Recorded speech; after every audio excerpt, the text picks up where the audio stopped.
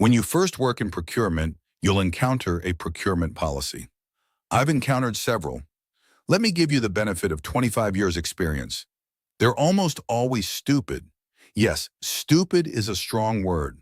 Let me explain.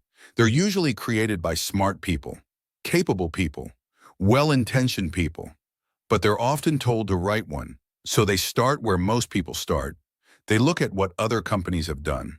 They search online, they borrow structure, they lift language, then they tweak it, add controls that appeal to their own sensibilities, insert approval thresholds, layer in review committees. Eventually it goes to senior management. Maybe they read it, probably not. It gets approved, it gets published. And just like that, it becomes internal law. If you work in public procurement, it can feel like scripture. But it isn't. Policies are forged to set standards, not to suffocate judgment. They are written in anticipation of risk, not in full knowledge of every battle yet to be fought. They imagine categories. They imagine typical transactions. They imagine predictable behavior. But procurement is rarely predictable. Markets shift, suppliers fail, opportunities appear without warning. Time compresses, and suddenly the policy that looks so tidy in a boardroom collides with commercial reality. When applied with wisdom, a policy protects the enterprise. It prevents chaos, it curbs favoritism, it creates transparency, it disciplines spending. But when wielded without conscience, it becomes something else.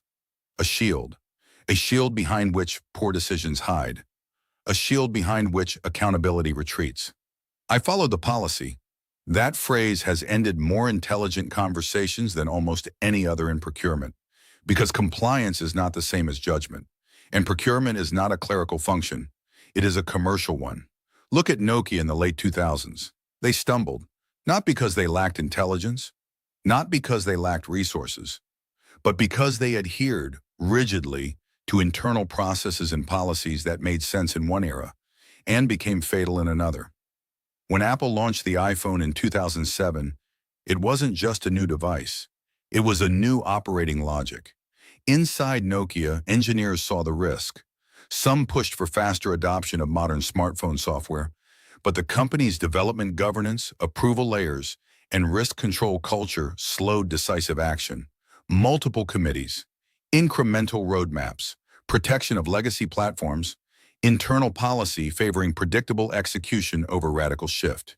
Each individual decision was defensible, aligned with process, consistent with internal policy. But collectively, they produced paralysis. By the time Nokia pivoted meaningfully, the market had moved, and so had customers. The loss wasn't caused by one bad decision. It was caused by disciplined adherence to systems optimized for yesterday. The point is this: policy must serve purpose, not convenience. It must guide the hand, not bind it. Let me say that again. It must guide the hand, not bind it.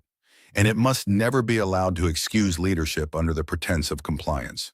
Have I ever ignored a procurement policy? Yes. Was it because I was unprofessional, disloyal, reckless? No, it was because the policy was misaligned with the company's objectives, or commercially naive, or written for a world that no longer existed. And sometimes there simply wasn't time to amend it. You could get an exemption, you might say. Of course, in theory. In practice, exemptions require forms, committees, escalations, delay. And procurement doesn't always have the luxury of delay. Sometimes you have to lead. Sometimes you have to make a call.